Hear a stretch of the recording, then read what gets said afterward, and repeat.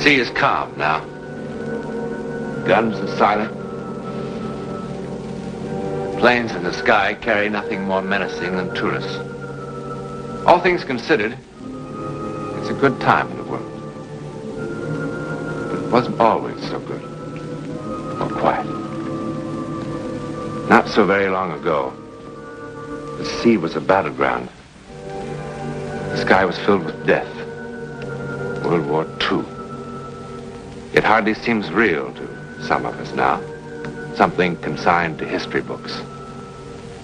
But there were things that happened that never made the history books because they were too incredible to be recorded. That is, except in the memories of the men involved. They remember and will certainly never forget.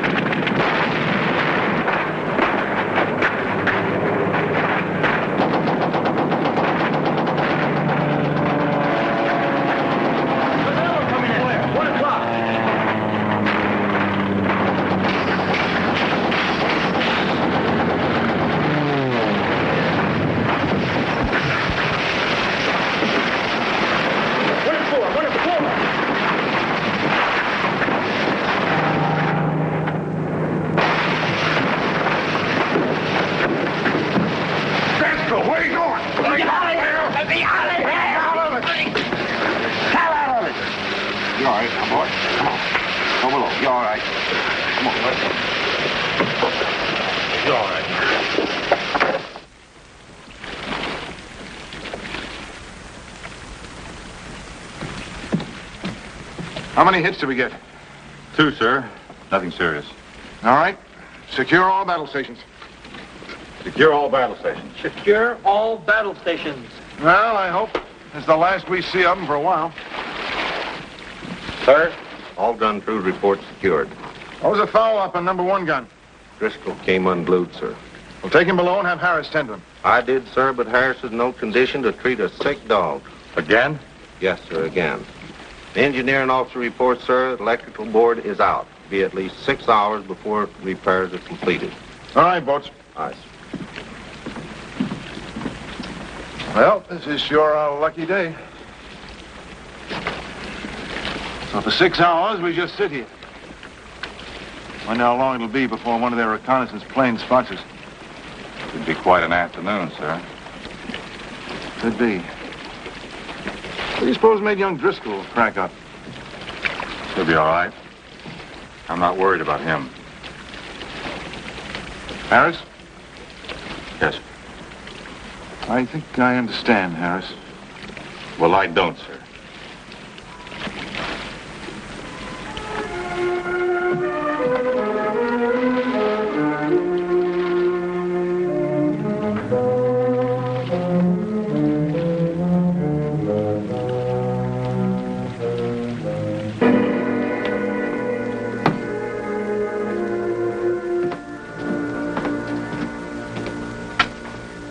Harris? If I didn't think you'd poison the Pacific, I'd throw you overboard. Wouldn't that be against Navy regulations, sir? Knock it off and stand up. That's going to be a little bit of a problem.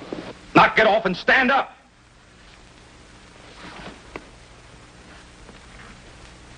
Oh, I've had a belly full of you, Harris. I've had you. Run up to there. Put this man in the brig. Aye, aye, sir. Let's go, Harris. All right, gently. Let's go. Come on, brother, gently.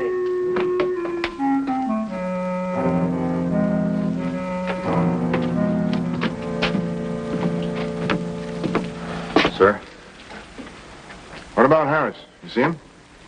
Yes, I saw him. He was stoned again. I had to put him in the brig. That's the 3rd time in 2 weeks. May I speak frankly? Since when do you have to ask? I sincerely hope you're going to recommend court-martial this time. Harris's behavior is having a detrimental effect on the rest of the men. I know. But you see, Stacy, Harris is trying to... Will, we all have problems. Take over the watch, Mr. Stacy. Aye, sir. Keep your fingers crossed. 6 hours sitting here like a fat duck.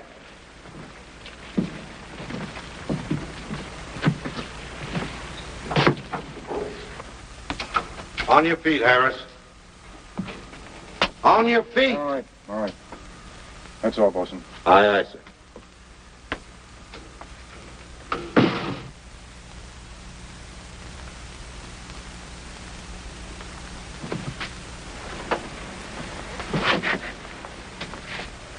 Harris, you're a pretty intelligent fellow. Do you know what being drunk during a battle means? You know what a court-martial would do to you? Yeah, up against a wall. And bang, bang, bang. Harris, you know, you had me pretty confused. I mean, at first. Why would one of the best men in my ship suddenly turn into the Navy's #1 fowler? You drink a little, you forget your troubles. What's wrong with that? You ought to try it, Captain.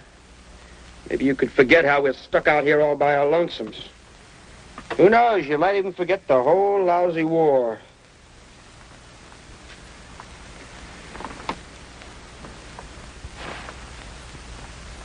Has the drink helped you forget your brother? Yeah, I found out about it a couple of days ago. What loudmouth slob? That's none of your business. Everything on this ship is my business, and don't you ever forget it. How old was he? What are we gonna have, a nice little heart-to-heart talk? 19. A rich, full life, huh, Captain?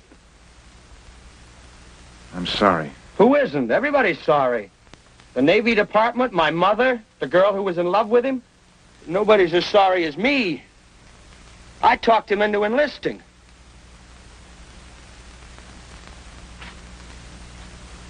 You want to have a good laugh while we sit out here on the quiet Pacific? This kid brother of mine decided he wasn't going to fight.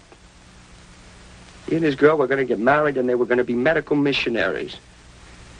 Take penicillin and the word of the Lord to the Hottentots.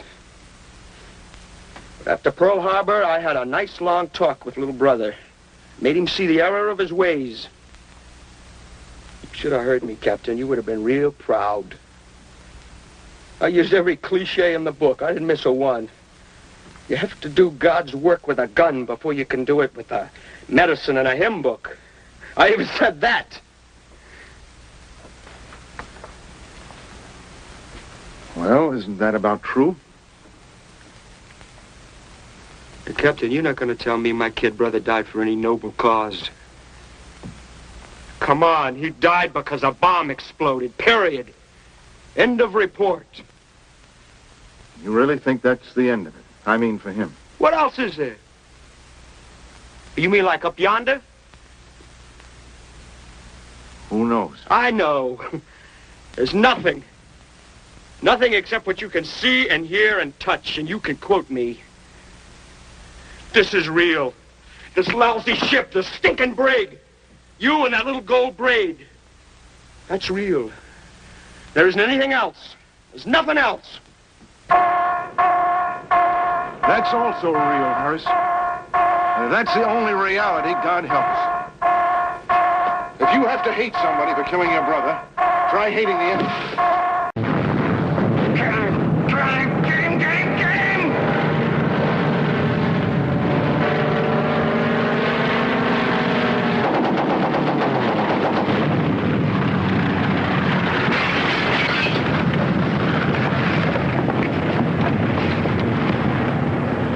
Let's get him to the wardroom. Be very, very careful with him.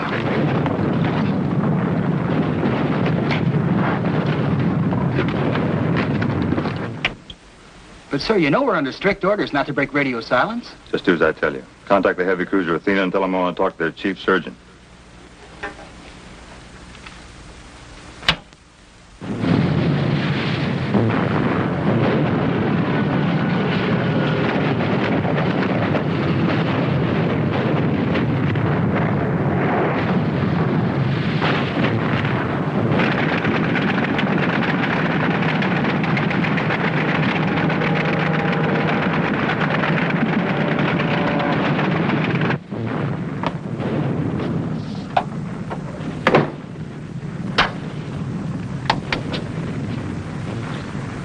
Captain Madison speaking. Senior medical officer. Can I help you?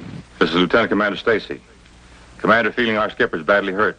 He's bleeding to death. We don't know what to do. Fielding? Bill Fielding? Well, isn't there anybody aboard who... We've got nobody. Nobody. There's a fellow up in the brig who's supposed to be a pharmacist's mate, and that's all. What's his rating? Before we busted him, he was a pharmacist's mate first class. Send him up to the radio shack. I want to talk to him. Sir, he's hopeless. Mr. Stacy, I'm afraid he's the only hope you have.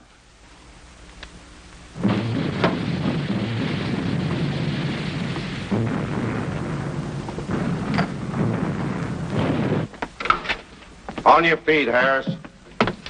Welcome to my home away from home, Mr. Stacy. On your feet. You gonna throw me in the ocean like you promised? Move, Harris.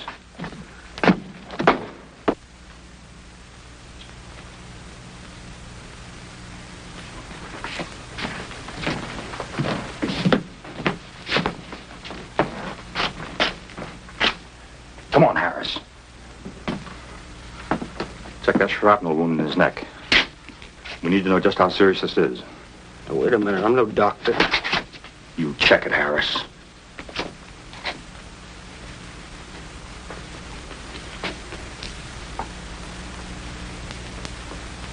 Wow.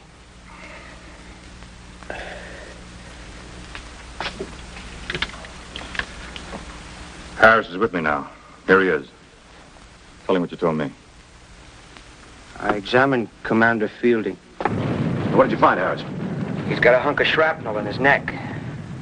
Exactly where? It's on the left side, a couple of inches above the shoulder. How bad's the bleeding? Well, it's pretty bad. Mr. Stacy tells me you're a pharmacist's mate first class. I was. At the moment, I'm a prisoner of war. Stop clowning. What do you want him to do, sir? How long will it take to rig a loudspeaker in the wardroom? A couple of minutes. Get some men on that. Good. Now have Harris break out the instruments and start scrubbing. Contact me later. Yes, sir. What's he talking about? What for? Get to the wardroom on the double. What for? Get to the wardroom, Harris. The way I feel, I couldn't take the nail out of a bedpost. What if I say I just won't do it? What are you going to do, shoot me? You're going to do it. Look, can I get this through your head? Even if I was feeling okay, I couldn't do it.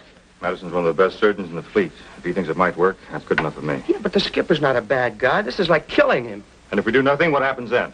Here.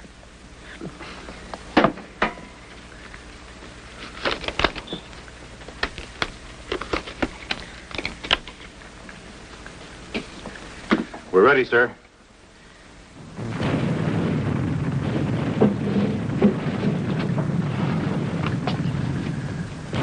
Have you started the plasma? Yes, sir. Look, sir, I got the shake so bad I can't do this. Is he still unconscious? Did you hear what I said? Is he still unconscious? Yes, yes. All right, good. Now, we can't risk using anesthetic in his condition. Sir, will you please listen to me? Now, you listen to me. This is tough. We're stuck. You're going to do it. You're going to follow my instructions quickly and carefully. You're going to do exactly what I tell you to do. Your skipper happens to be a very good friend of mine.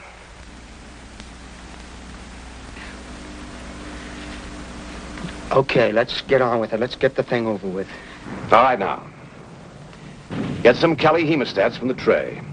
Yes, sir. Open the sterilizer and get those hemostats and put them in the alcohol.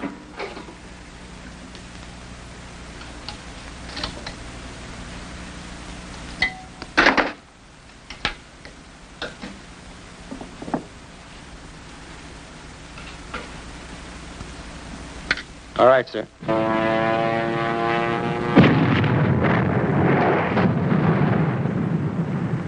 Now, swab down the wound with antiseptic and drape the area with sterile towels.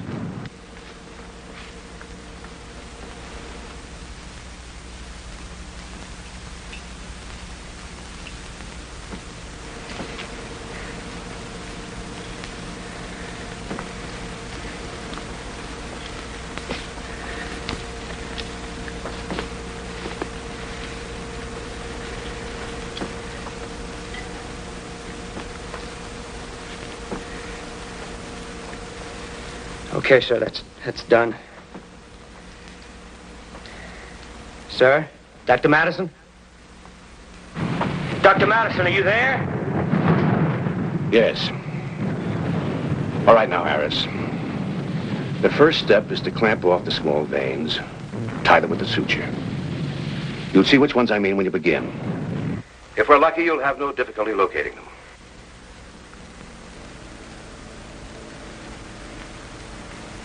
Put another hemostone in there.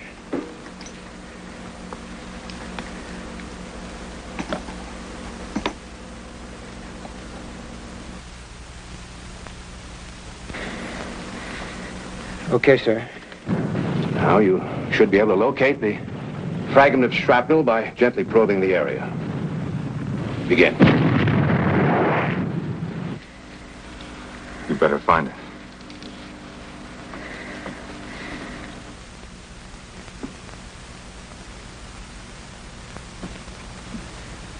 Look, will you wipe my forehead, please?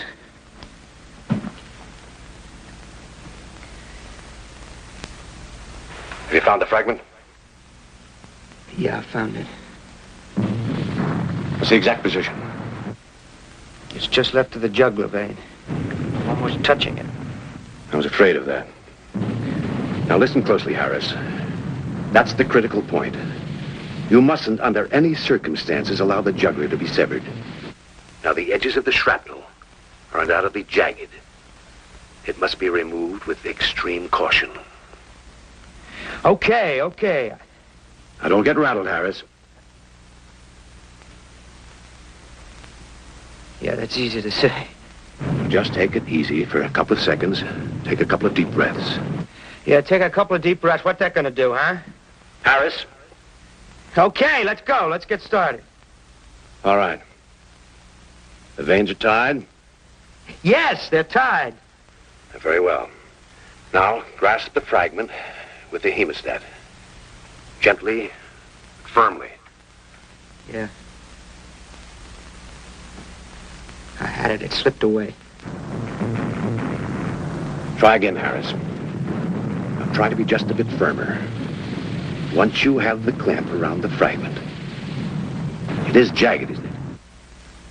Well, it's like a top of a tin can. Are you all right, Harris? Yeah, I got it now. Good. Now, the removal of the fragment is the most delicate part of the job. Now, you've got to let me guide you. One wrong move. What is it? What's that? Oh, no, they've broken contact. Oh, not now. Oh, come on, not now. Well, if we don't get that thing fixed, he'll die. I'll go up to the radio shack and try to get through. Don't try anything by yourself, you hear me? Oh, hurry, sir. Hurry! What happened? I don't know, sir. The Athena just quit sending. Why? My God, why? Sounded like she was under attack. Maybe they knocked the antenna out. Haven't been able to raise a thing. Contact one of the other ships. Anyone. Find out what happened. I'll try, sir. 7-2. Break.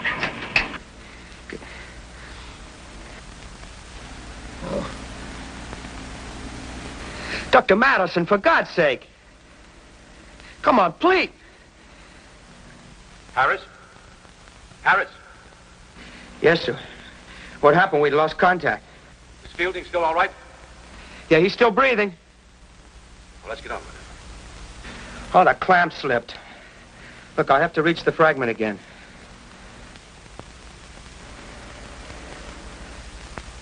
Okay, I got it. All right. Now begin to withdraw the shrapnel. Very slowly. Straight toward you.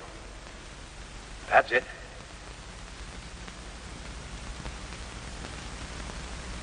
No, straight toward you. Carefully. Stop. I think he's gaining consciousness. That does not happen, Harris. He can move and lacerate the jugular. Now hold the fragment exactly as it is. Do you understand? Be very calm. It's okay, we're in luck. He's passed out again. Slowly. Firmly pull slightly upward on the fragment. Slow. Never take your eyes off the jugular. Up. Now. Straight again. Straight towards you. That's it. I got it. You're not finished yet, Harris. Now, you must tie off the deep bleeders as you did the outer ones. Use the hemostats to clamp them off.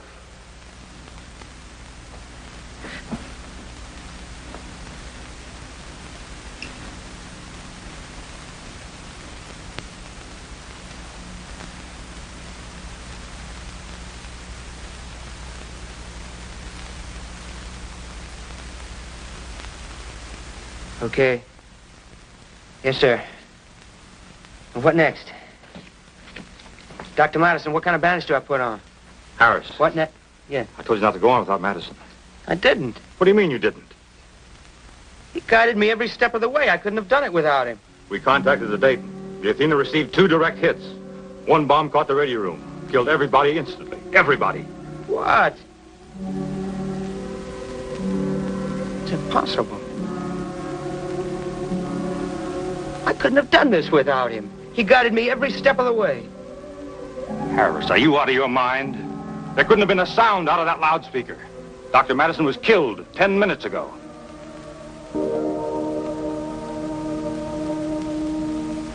Lieutenant Commander Stacy was right about one thing. The heavy cruiser USS Athena did take 2 direct bomb hits from enemy aircraft at 10:40 hours, March the 22nd, 1944. One of the bombs knocked out the communication system of the ship, at the same time killing radio man First Class Tom McCrory and Captain Clyde Madison, the senior medical officer aboard the USS Athena. I suppose, too, that we reasonable people must agree with Lieutenant Commander Stacy on another count. After Madison was killed, the further transmission of his voice was absolutely impossible. But it was also absolutely impossible for pharmacist mate Harris, an untrained man, to complete this final and most complicated stage of the operation without his voice. To really explain what happened in that hot, steamy wardroom, we cannot look simply to logic or reason, can we? I can only tell you that there is now, living in Southern California, a retired naval officer who has a word for it. His word is miracle. His name is Will Fielding. In a moment, something about next week.